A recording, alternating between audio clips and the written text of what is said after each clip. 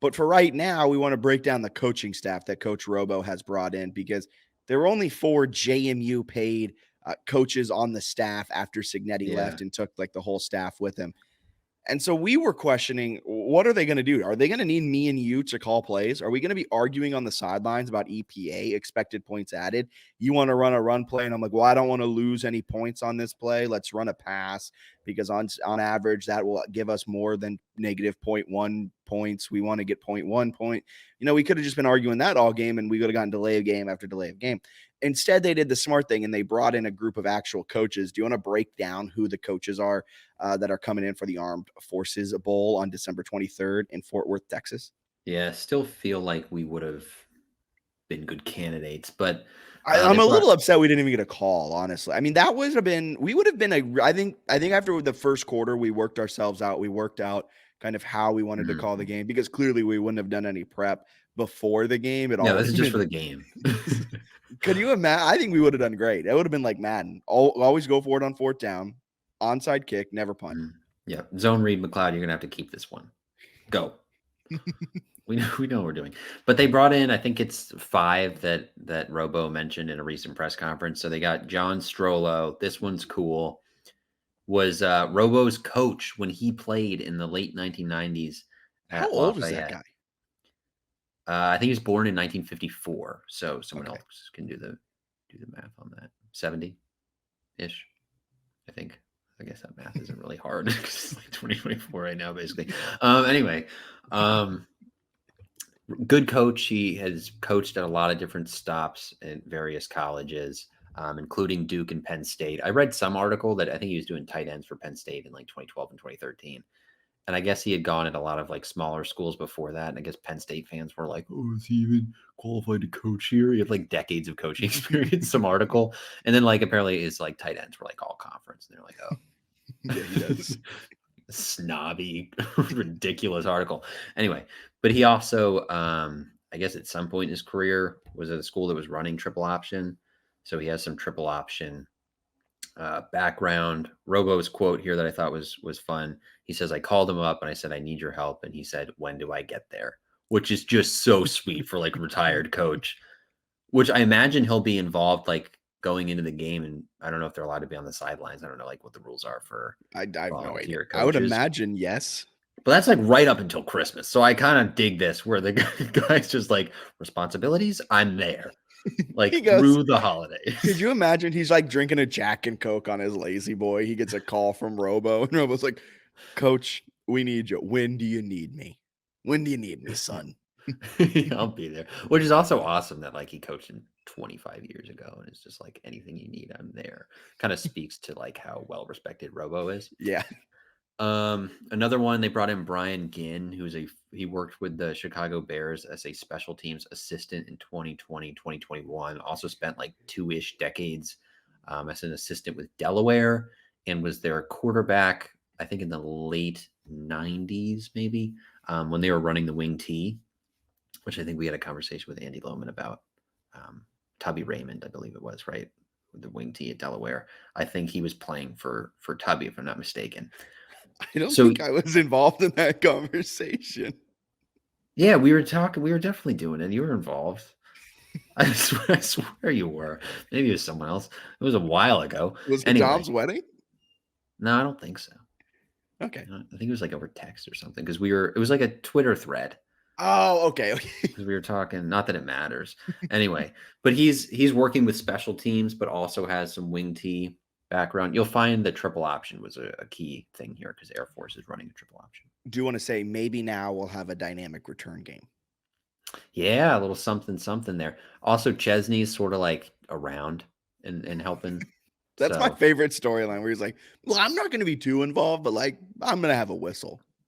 Yeah, it's like, I don't know if I'll have a huge role, but my drills are going to be implemented. It's like, well, that seems like you're pretty involved.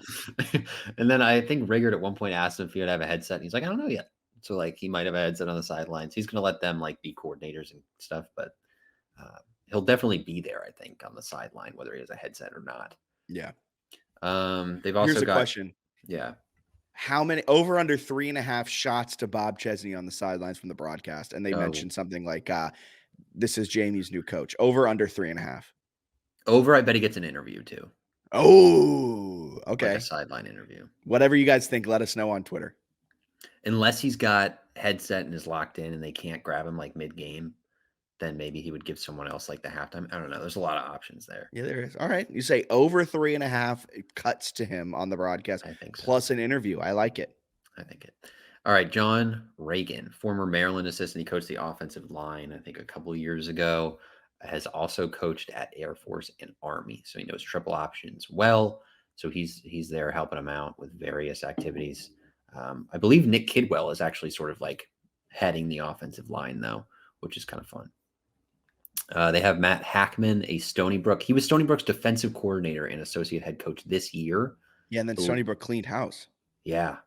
So I guess he's got some free time. So him and Stone Manello, who is an assistant under him, are both there helping out. And I guess they know how to defend the triple option well. Marcus Hall Oliver, who is the safeties coach and recruiting coordinator for JMU, told the media Wednesday, something's driving by, like a, I don't know, transformer or something.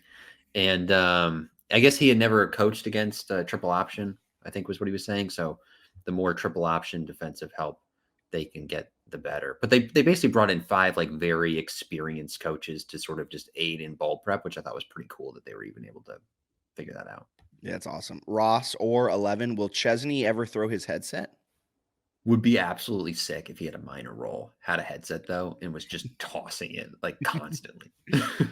You know what? All of those, I'm really excited they brought in all of these coaches. It's really kind of a cool thing to see that Robo has that much cachet in the coaching world to be able to call up these people and bring them in on such short notice, like you said, through the holiday season. Because you got to imagine they're living at like the Holiday Inn for the next 10 days without their family. It's just football coaches are a different breed of human. But all of that led me to believe that also my mind's going like 5 different places right now. First, how awkward is it going to be with Tyson Lawton and his former coach?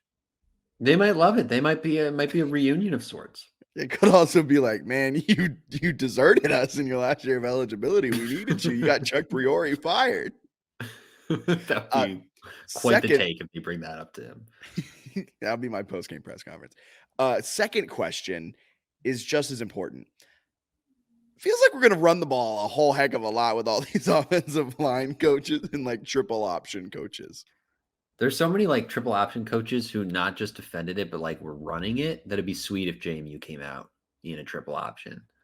It was like, let's do this thing. Like you want to run it, we're going to run it too.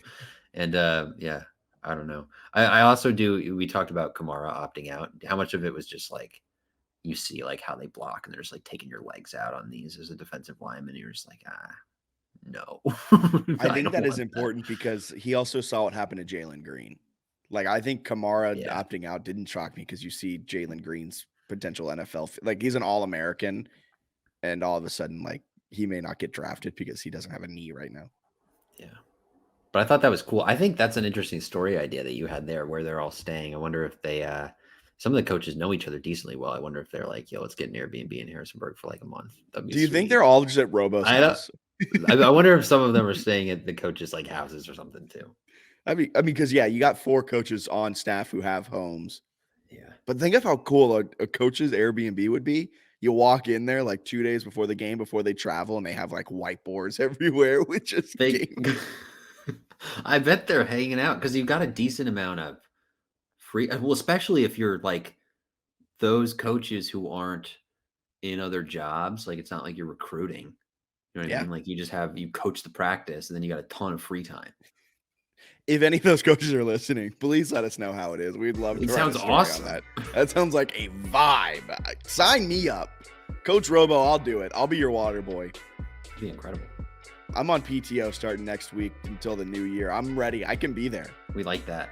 We like that a lot. We like that.